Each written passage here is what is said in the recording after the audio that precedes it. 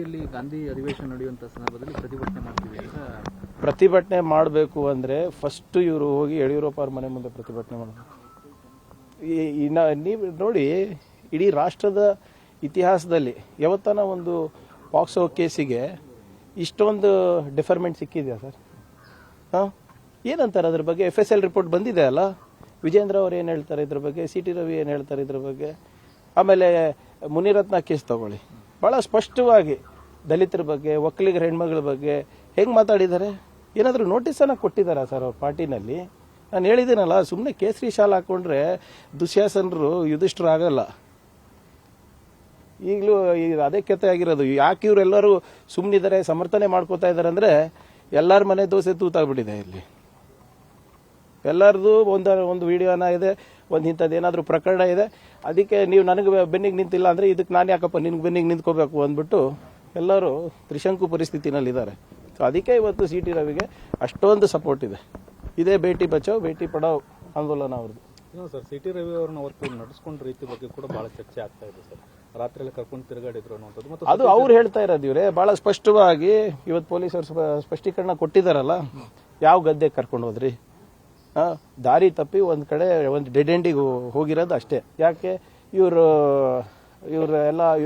BJP ಅವ್ರು follow ಮಾಡ್ತಾ ಇದ್ರು ಅಂತ, ಹೌದಾ ಇಲ್ಲ? ಆಮೇಲೆ ಇವ್ರು ಪದೇ ಪದೇ ಎನ್ಕೌಂಟರು ಅದು ಇದು ಅಂತ ಇದ್ದಾರೆ. ಮೊಬೈಲ್ ಯಾರ ಕೈಲಿತ್ತು? CT ರವಿ ಅವ್ರ ಕೈಲಿ ಇರ್ತಾನೆ. ಅವ್ರ ಮೊಬೈಲಿಂದಾನೇ ಲೈವ್ ಲೊಕೇಶನ್ ಕಳಿಸ್ತಾ ಇದ್ರ ಅಂತ ಯಾರು ಹೇಳಿದ್ರು? BJP ಅವರೇ ಹೇಳ್ತಾ ಇದ್ರಲ್ವಾ? ಅವರೇ ಹೇಳಿದ್ರ ಎನ್ಕೌಂಟರ್ ಮಾಡಿ ಮೊಬೈಲ್ ಕೊಡ್ತಾರಾ? ಕಿತ್ಕೊಳ್ಳೋ ಪ್ರಯತ್ನ ಕೂಡ ಆಯ್ತು ಅನ್ನೋದು sir. That is also as per procedure. ಈಗ ನೀವು ಪ್ರೊಸೀಜರ್ ಏನಿದೆ ಹೇಳಿ? ಅಕ್ಯೂಸ್ ಬಂದ ತಕ್ಷಣ ಬಾಡಿ ಸರ್ಚ್ ಆಗಬೇಕು. ಬಾಡಿ ಸರ್ಚ್ ಆದ್ಮೇಲೆ ಅವ್ರದ್ದೇನೇ ಮೊಬೈಲ್ ಇರ್ಬೋದು, ವಾಚ್ ಇರ್ಬೋದು, ಎಲ್ಲಾನು ಜಪ್ತು ಮಾಡಿ ಅದು ಜಮಾ ಮಾಡಬೇಕು, ಹೌದಾ ಇಲ್ಲ? ಅದೇ ಅದು ಲ್ಯಾಬ್ಸ್ ಆಯ್ತು. ಆಮೇಲೆ ಇವ್ರು ಎನ್ಕೌಂಟರ್ ಅಂತ ಇದ್ರಲ್ಲ, ಈ ಫೋನ್ ಅವ್ರ ಹತ್ರನೇ ಇತ್ತಲ್ಲ, ಅವರೇ ಲೈವ್ ಲೊಕೇಶನ್ ಕಳಿಸ್ತಾ ಇದ್ರಲ್ಲ ಎಲ್ಲರಿಗೂ. ಅವರೇ ಟಚ್ ನಲ್ಲಿ ಇದ್ರು ಅಂತ ಎಲ್ಲರೂ ಹೇಳ್ತಾರೆ, ಅವ್ರ ಮನೆಯವ್ರು ಹೇಳ್ತಾರೆ, BJP ಅವ್ರು ಹೇಳ್ತಾರೆ. ಆಮೇಲೆ 3 ಗಂಟೆಗೆ ಹಾಸ್ಪಿಟ್ಲಿಗೆ ಕರ್ಕೊಂಡು ಹೋದ್ರು ಅಂತ ಅವರೇ ಹೇಳ್ತಾರೆ. ಆ ಹಾಸ್ಪಿಟ್ಲಲ್ಲಿ ಎಷ್ಟು ಸ್ಟಿಚ್ ಬಿದ್ದಿದೆ ಗೊತ್ತಾ ನಿಮಗೆ? ಶೂನ್ಯ ಸರ್. ಫಸ್ಟ್ ಏಡ್ ಅಷ್ಟೇ. ಆದರೆ ಹಾಕೊಂಡಿರೋ ಪಟ್ಟಿ ನೋಡಿದ್ರೆ ನಾನು ಹೇಳ್ದಂಗೆ ಹೋಗಿ ಪಾಕಿಸ್ತಾನ ಯುದ್ಧದಲ್ಲಿ ಗೆದ್ದು ಬಂದಂಗೆ ಆಡ್ತಾ ಇದಾರಲ್ಲ.